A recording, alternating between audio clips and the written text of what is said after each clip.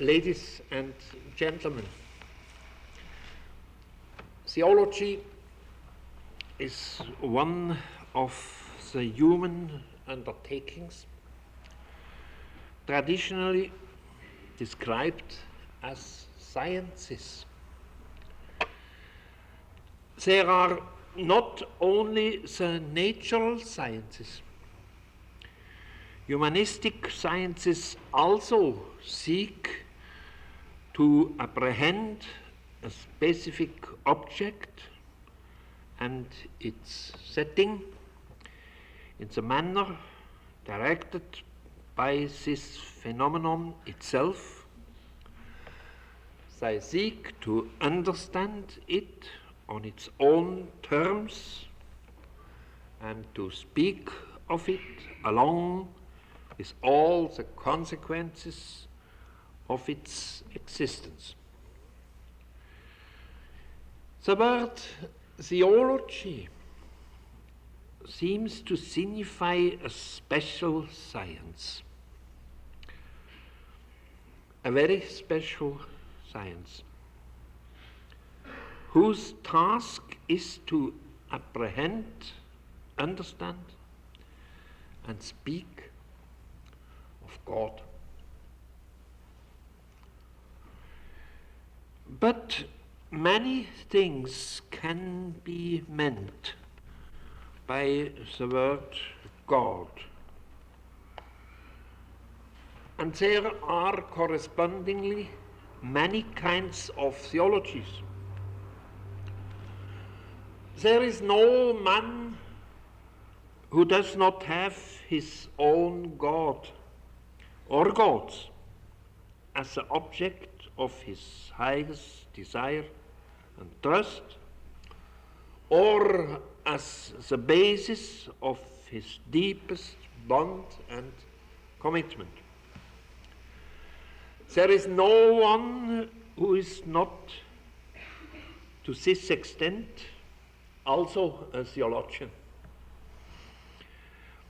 There is also no religion, no philosophy, nor worldview that is not dedicated to some such divinity.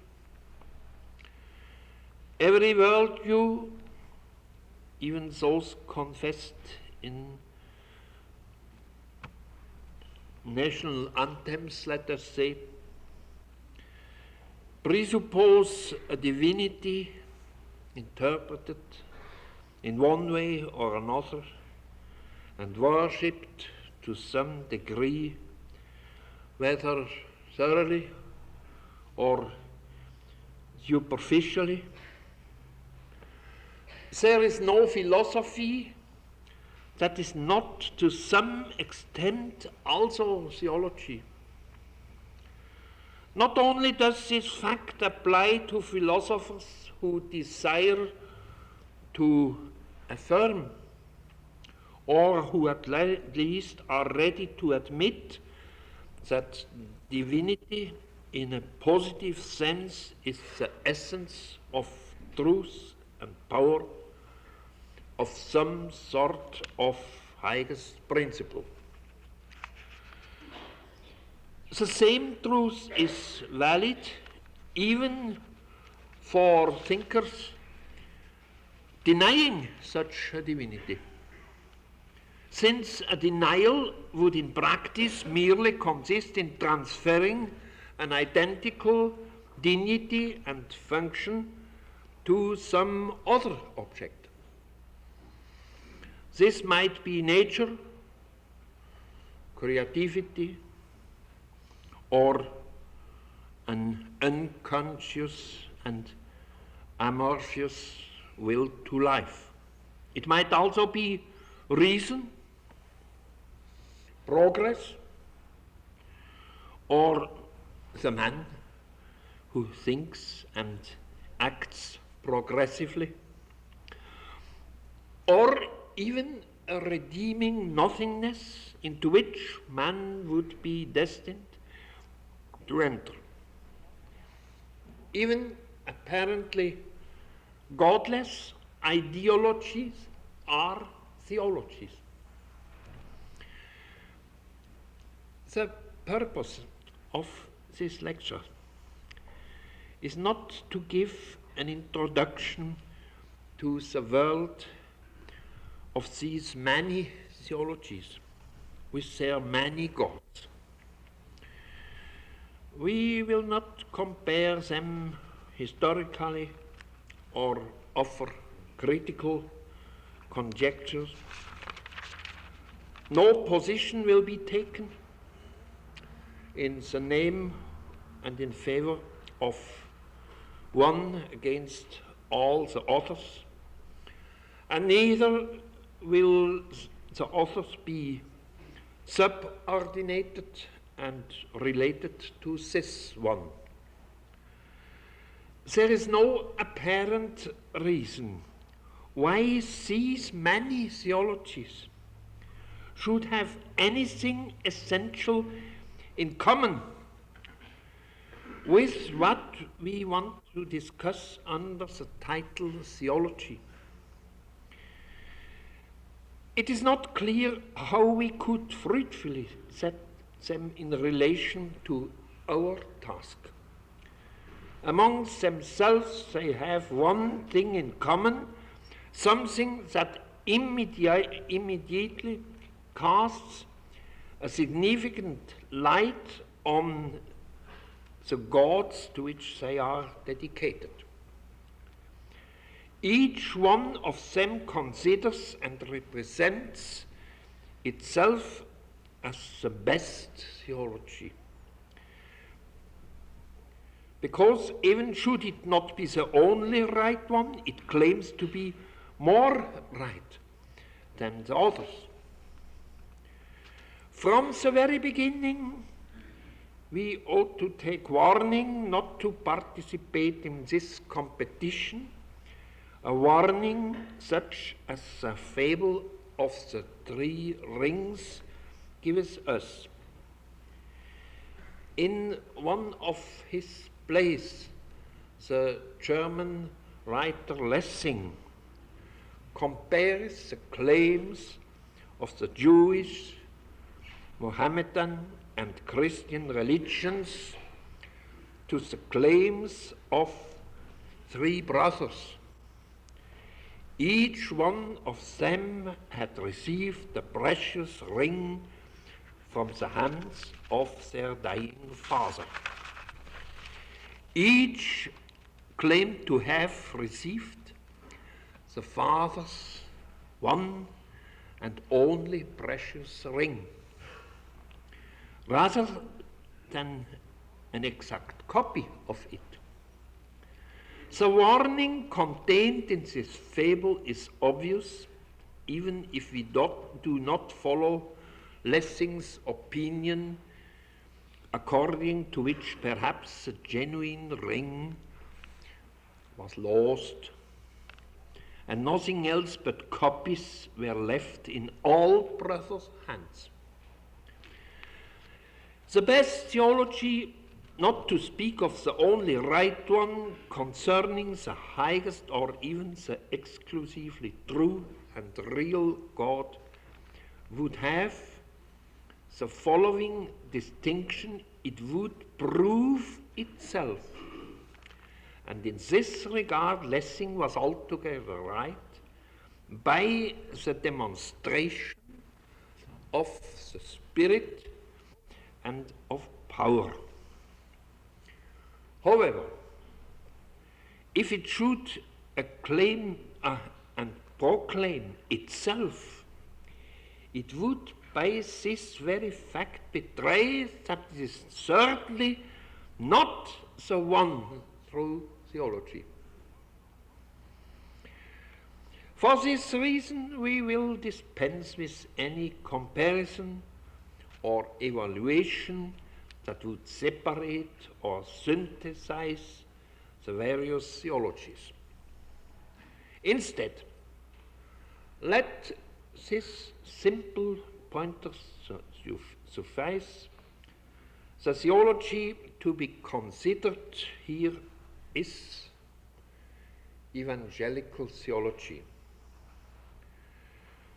The explanatory attribute evangelical recalls both the New Testament and at the same time the Reformation of the 16th century. Therefore, it may be taken as a dual affirmation. The theology to be considered here is the one which first achieved unambiguous expression in the New Testament, in the writings of the evangelists, apostles, and the prophets, which sprang up from their hidden roots in the documents of the history of Israel. It is also, moreover, the theology newly discovered and accepted by the Reformation of the 16th century. The expression evangelical, however, cannot and should not be intended and understood in a confessional, that is denominational and exclusive sense. This is forbidden, first of all, by the elementary fact that evangelical refers primarily and decisively to the Bible, which is in some way respected by all confessions and denominations. Not all so-called Protestant theology is evangelical theology. And there is also evangelical theology. Even in the Roman Catholic and the Eastern Orthodox sphere, as well as in the many later variations, including deteriorations of the new Reformation beginning. What the word evangelical will here objectively designate is that theology which treats of the God of the gospel.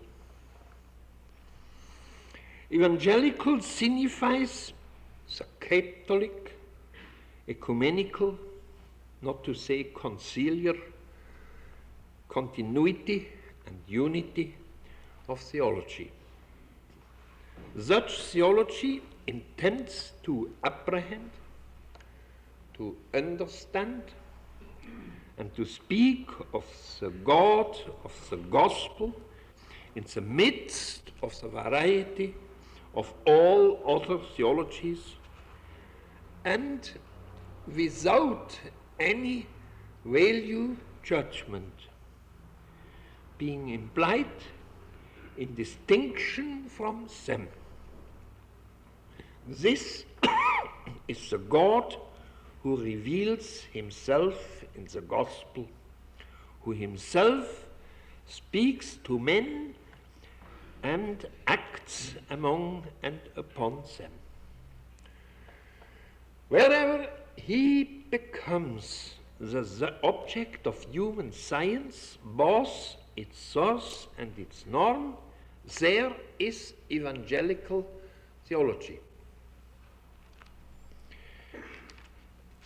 Let us now attempt to describe the act of the evangelical theology. An account of its most important characteristics will serve as a prelude to clarify its uniqueness, which derives from its object.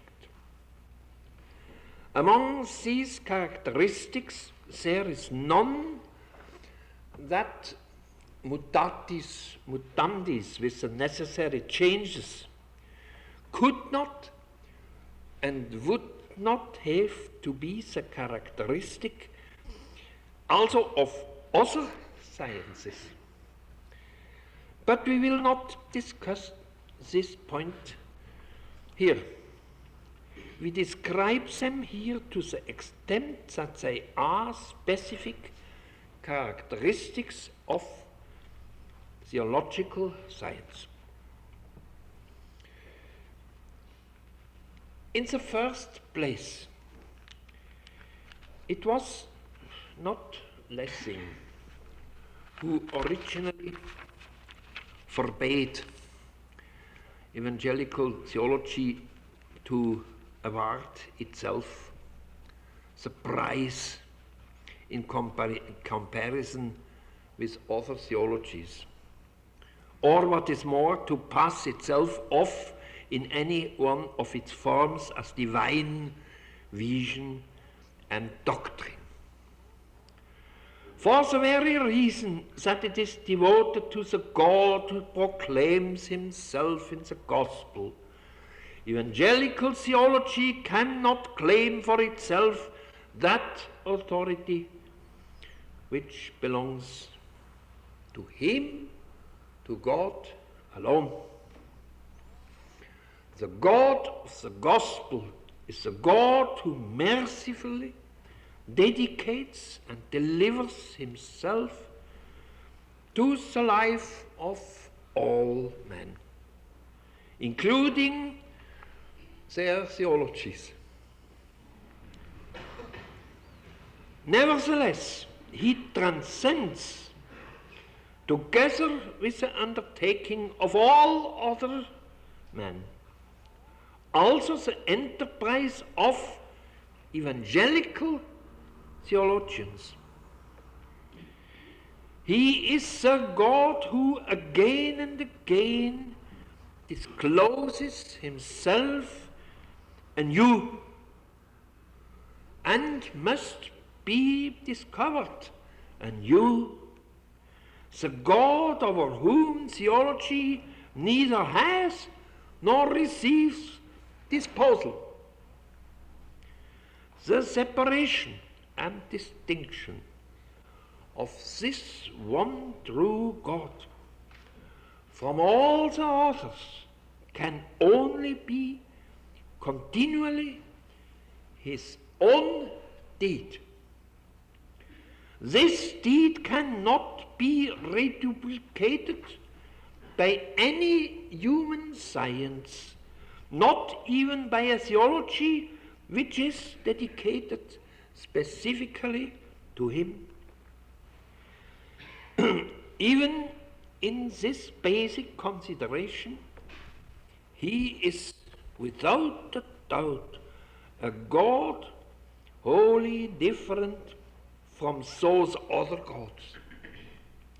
Those other gods do not seem to prohibit the theologies which are dedicated to them from boasting that each one is the most right or even the only right theology.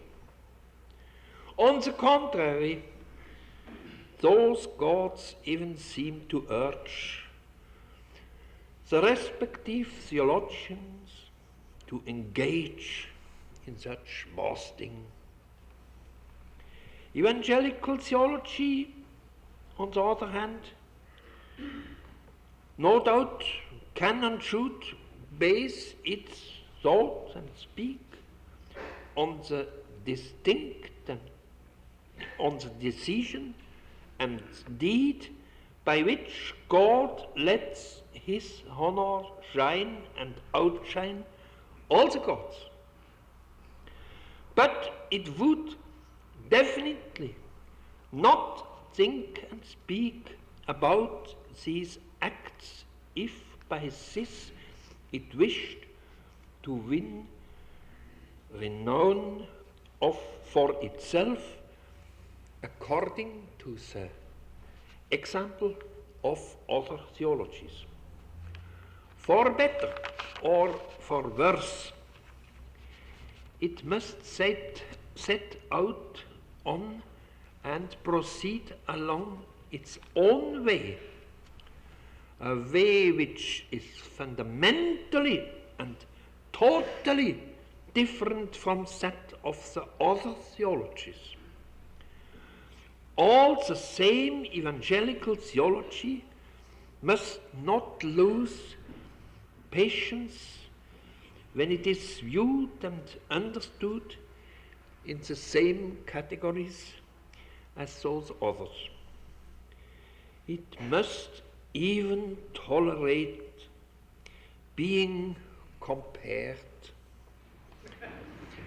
and seen in relationship to them under the rubric philosophy of religion.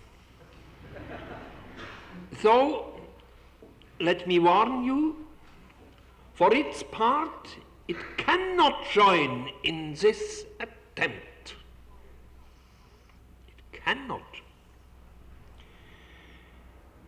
It can expect justice for itself only by the fact that God justifies it. It can give only Him and not itself the glory. Evangelical theology, that's my first point, is modest theology. Just as it is determined to be by its object, that is, by Him who is its subject. In the second place, there are three subordinate presuppositions with which evangelical theology works. The first is the general event of human existence in its insoluble dialectic, which theology sees confronted by the self-proclamation of God in the gospel.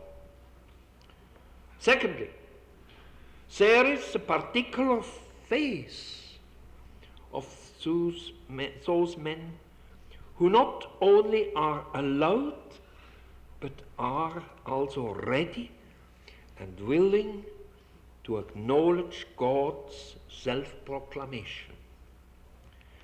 They know and confess that God is self-authenticating also and specifically for them.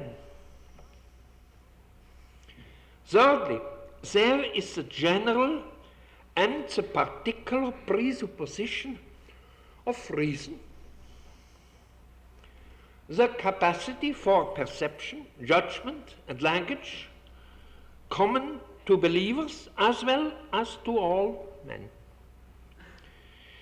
It is this capacity that makes it technically possible for them to participate actively in the theological endeavor for knowledge, an endeavor directed to the God who proclaims Himself in the gospel.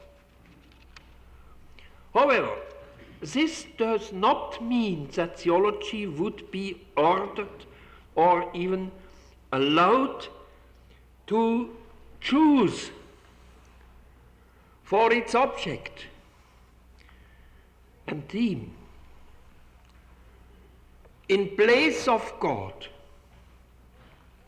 human existence, or faith, the often so-called religion, or man's spiritual capacity, even if this should include a special religious capacity, a religious a priori.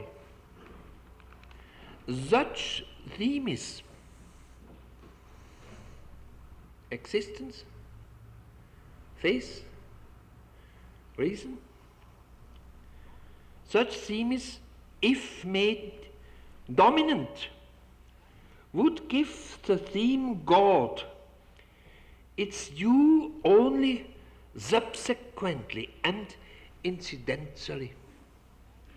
They could not avoid also arousing the suspicion that God might, after all, only a façon de parler, a fashion of speaking, comparable, let us say with all respect, comparable to the symbolic role of the crown of England. Theology is well aware that the God of the Gospel has a genuine interest in human existence, and in fact awakens and calls man to faith in him. It knows that in this way God claims and arouses man's entire spiritual capacity. In fact, more than his spiritual capacity. But theology is interested in all this because it is primarily and comprehensively interested in God himself. For its thought and speech, the dominant presupposition in God's own proof of his existence and sovereignty.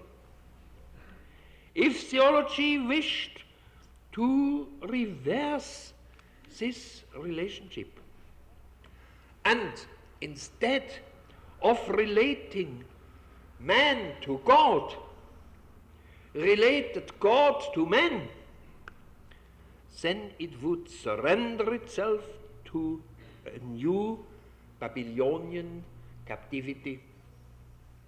It would become the prisoner of some sort of anthropology or ontology, that is, of an underlying interpretation of existence, of faith, or call it religion, or of man's spiritual capacity.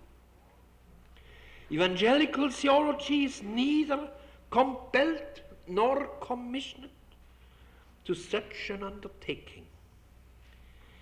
It bides its time and confidently let things take their course, whatever the way in which existence, faith, the spiritual capacity of man, his selfhood and his self-understanding may present themselves in confrontation with the God of the Gospel who precedes them all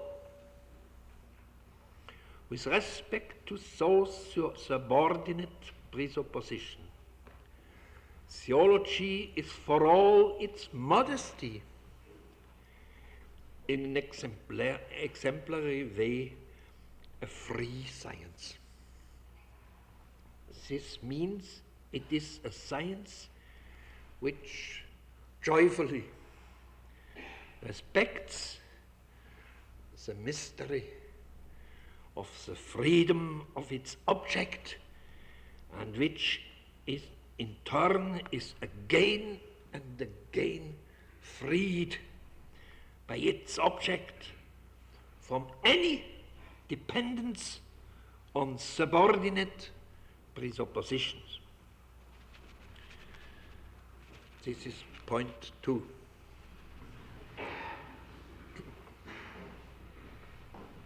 In the third place, the object of evangelical theology is God in the history of his deeds.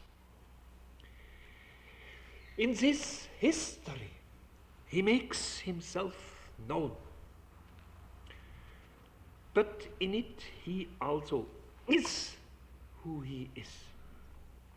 In it he has and proves both his existence and his essence in a unity which exclude precedence of one over the other. The God of the Gospels, therefore, is neither a thing, an item, an object like others, nor an idea, nor a principle, nor a truth, or a sum of truths. Certainly God can be called the truth, but only when truth is understood in the sense of the Greek word aletheia.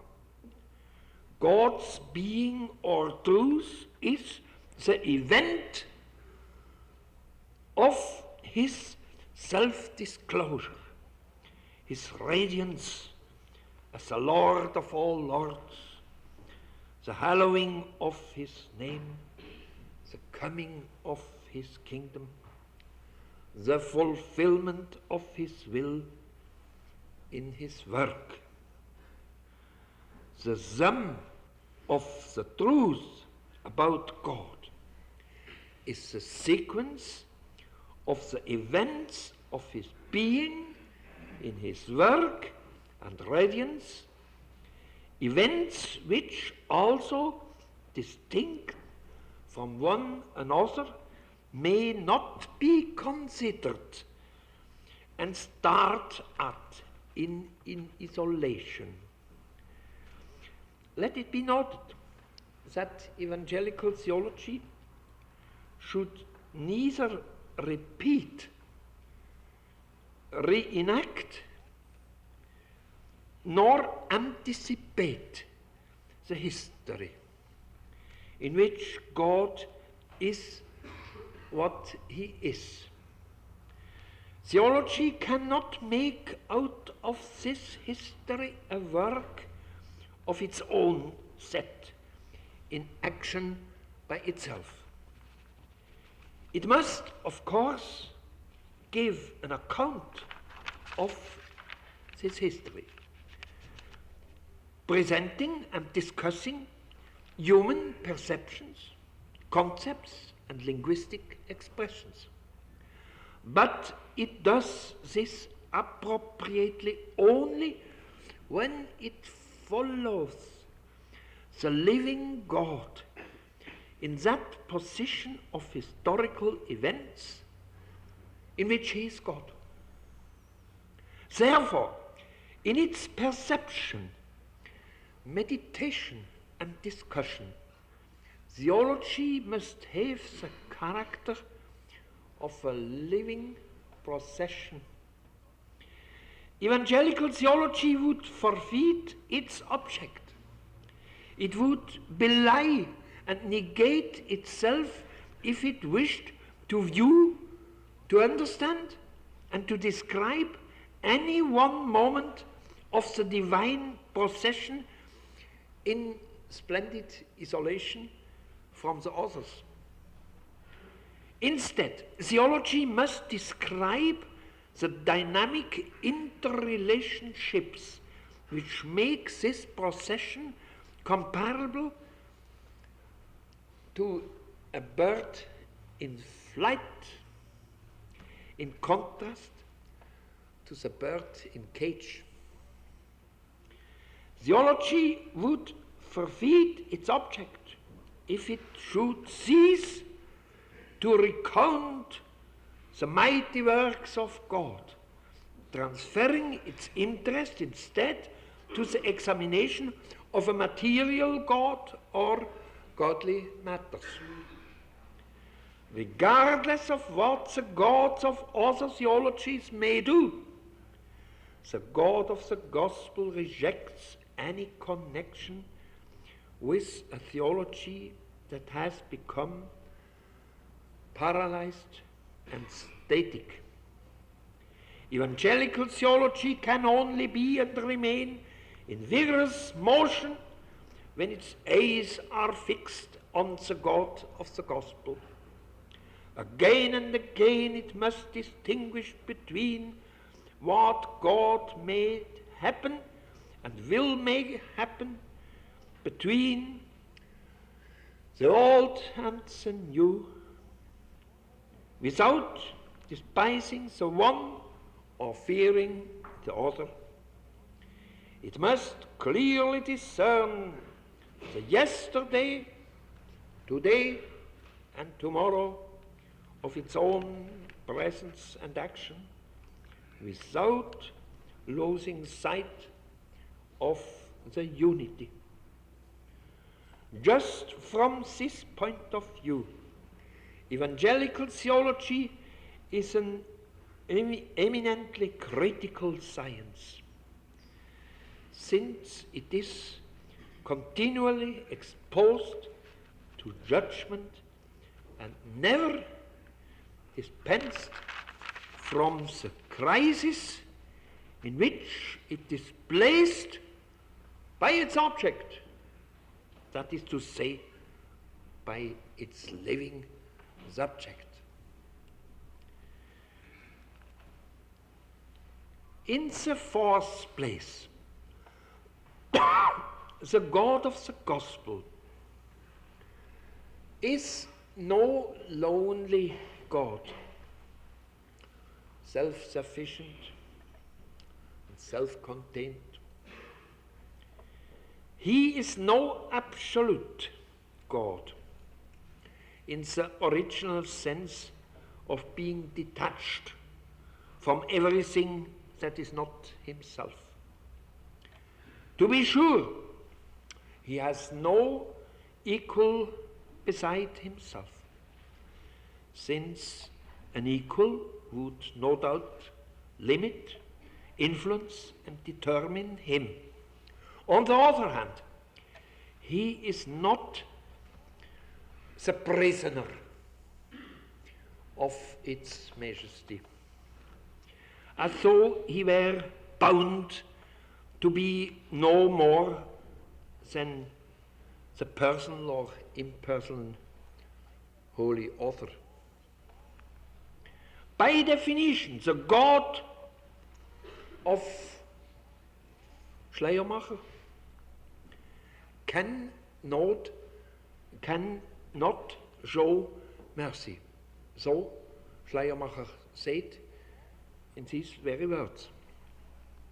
The God of the gospel can and does show mercy, just as his oneness consists in the unity of his life as Father, Son, and Holy Spirit, so in relation to the reality distinct from him, he is free de jure and de facto to be the God of man.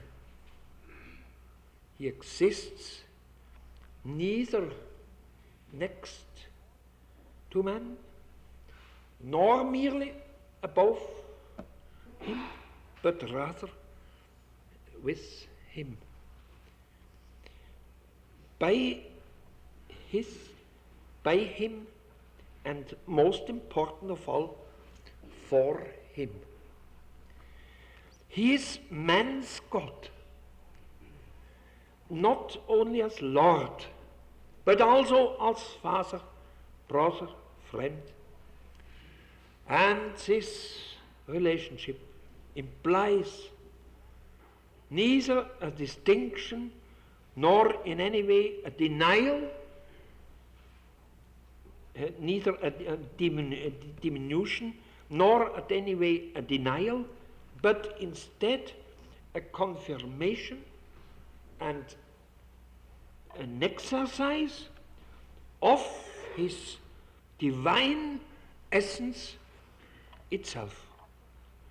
I reign in the high and holy place, and with him who is of contrite and humble spirit. This he does in the history of his deeds. A God who confronted man simply as an exalted, distant and strange God, in a divinity without humanity, could only be the God of a dysangelion, that is, of bad spell, instead of the good spell. He would be the God of a scornful judging, of a deadly no. Even if he were still able to make himself noticeable to men, he would be a God whom men would have to avoid, from whom he would flee if he were able to flee, whom he would rather not know, since he would not in the least be able to satisfy his demands. Such a God might be embodied by deified progress, or even more likely by progressive men. Many other theologies may be concerned with such exalted, superhuman and inhuman gods, who can only be the gods of every sort of bad news or dysangelion. But the God who is the object of evangelical theology is just as lowly as he is exalted. He is exalted precisely in his lowliness. And so his inevitable no is enclosed in his primary yes to man. In this way, what God wills for men is a helpful, a healing and uplifting work. And what he does with him brings peace, order and joy. Because of this, he is really the God of the Evangelion, the Evangel, the word that is good for men because it is gracious. With its endeavors, evangelical theology responds to this gracious yes, to God's self-proclamation in his friendliness toward us. It is concerned with God as the God of man, but just for this reason also with man as God's man. For it, man is absolutely not something that must be overcome, as Nietzsche has put it. On the contrary, for evangelical theology, man is the one determined by God to be a conqueror. Strictly speaking, therefore, the word theology fails to exhaust the meaning of evangelical theology. One decisive dimension of the object of theology is missing, is not expressed clearly by the word theology. This dimension is the free love of God that arouses the response of free love, His grace, charis, that calls for gratitude, Eucharistia.